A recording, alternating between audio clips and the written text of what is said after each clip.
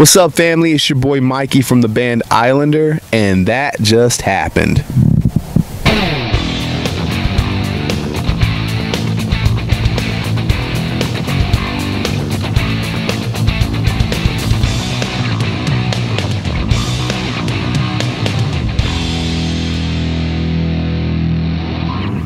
Hey guys, what's going on? It is Front Row Joe, and I'm here with Mikey from Islander. Mikey, really appreciate the time and chilling in our van. Yeah, dude, thanks for having me in the van, dude. This is the first time, but you know, we roll with the punches and we do what we got to do. So I appreciate you hopping in the van with us. This might be a new segment for us. You never know. We might be setting a trend here. Dude, heck yeah, let's do it. And you be the first. Okay, I'm totally down. You are a trendsetter. Let's talk about a couple of your albums. Well, you've got Violence and Destruction and Power Under Control, all having very diverse songs. Are there any specific sounds that whenever you write that you're hoping to get maybe in future endeavors? Do you ever approach it from that angle? We're always curious how artists, you know, kind of construct and you know, interpret their sound whenever they record and write. I think for us, we always just try to write for the moment. So we never go in and say, like, we got to sound this way or this way. We just kind of write a bunch of songs, and I think that you know, we just do the styles that we love, and you know, it works out whether we're mixing punk or reggae, hip hop, any of that kind of stuff, new wave music. We call ourselves flow rock because it's just kind of like goes with the flow of whatever.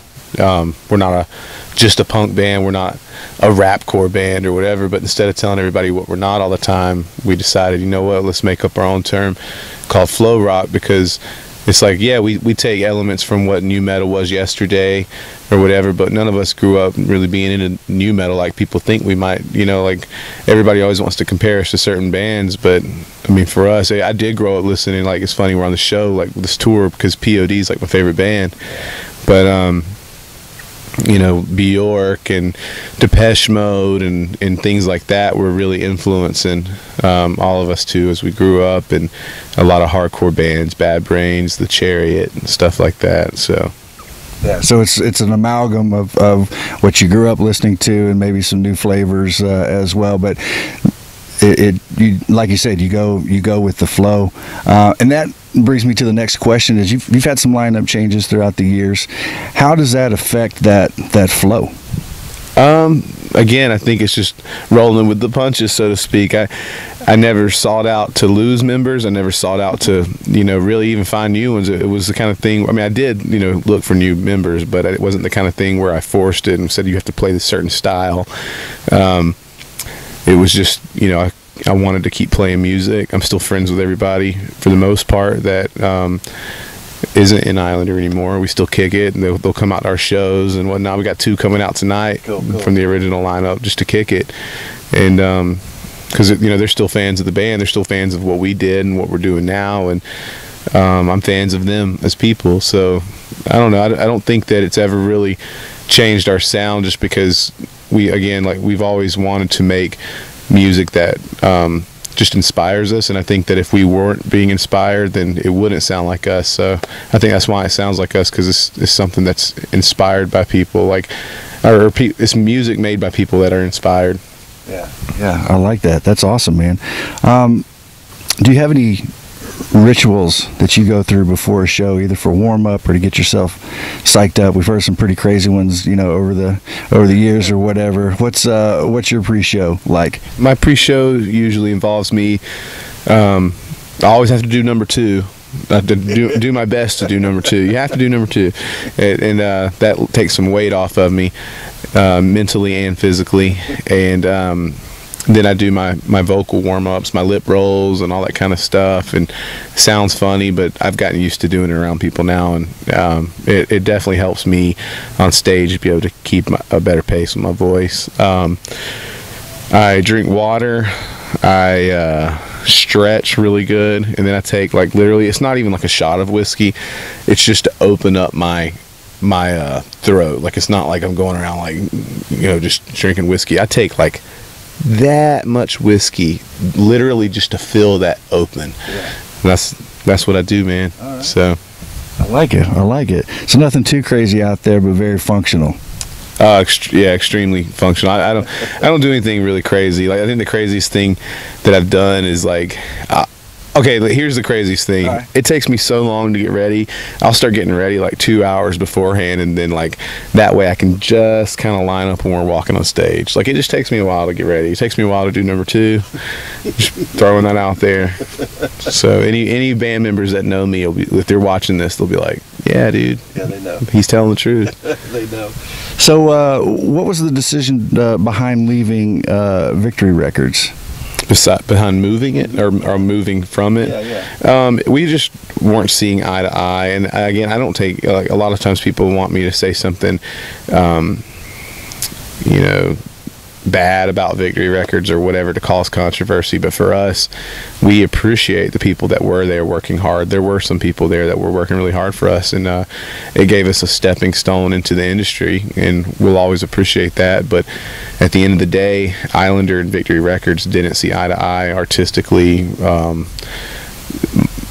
marketing wise, anything. It was just not a good situation. So we had kept asking them if we could work something out where maybe we parted ways, and then we ended up working it out, and so it was mutual. Yeah.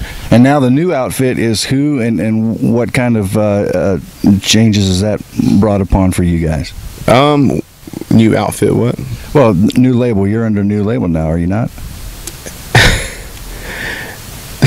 That's a deep question right now. Basically, there's a lot of legal stuff going on I'm not allowed to talk about. The end. We can leave it at that. Absolutely, absolutely. So let's get it a little bit lighthearted now. Have you jumped through any drum kits lately? Oh man, no, I haven't dove any drum kits lately. Yeah, the Warped Tour thing, it was blown out of proportion too.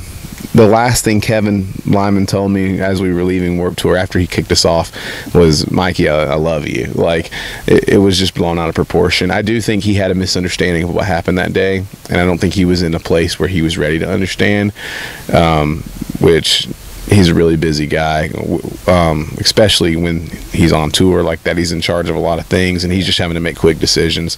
I wish he would have heard us out a little more, but we have no beef with Kevin Lyman. And yeah, it started this whole thing online where, you know, all these different bands are like Head from Korn, and they were tweeting about us, and it got on Billboard and Rolling Stone and all this stuff, and we're just basically sitting over there in the van with our popcorn watching it go back and forth like a ping pong ball. We weren't even, you know, we were just like, cool, this is getting us a lot of publicity, a lot of people are learning our name.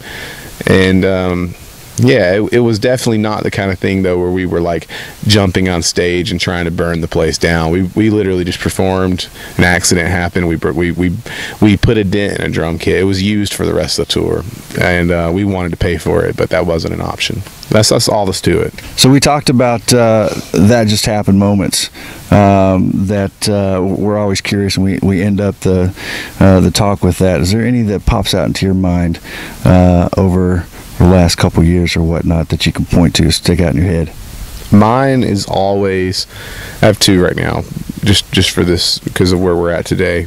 Mine are always, I became friends with the pro wrestler Sting. He was a huge inspiration in my life, a hero of mine, so to speak. And long story short, he ended up coming to one of our shows, and we kicked it off, and we keep in contact. He bought us tacos the other day, and he gave me like his office chair that has his face on it and stuff. It was sick, dude. So he's just a really cool person. And the other one is actually, you know, we're on tour with POD right now, and we're ending this tour in our hometown, Greenville, South Carolina. And when I grew up in Greenville, South Carolina, in high school, people called me POD Kid, and they'd make fun of me. And one time, Sonny signed my shoes when I was like 9th grade, and I remember these 4 dudes picked me up after class and took my shoes off of me and stuff, because like everybody made so much fun of me because I supported that band so much. So to be at a position to where, you know, we tour the whole country with them and their peers and Korn and Papa Roach and all these bands, and it's kind of like this tour is called the Full Circle Tour. It really is full circle for me. So on tour with my favorite band, some of my best friends, and I'm very thankful for that. That's very cool. That is very cool. Certainly appreciate that. Also, certainly appreciate the time, Mikey, and for hanging out in the van with us. We wish you guys, much success, and for everyone out there watching, that just happened. And that just happened.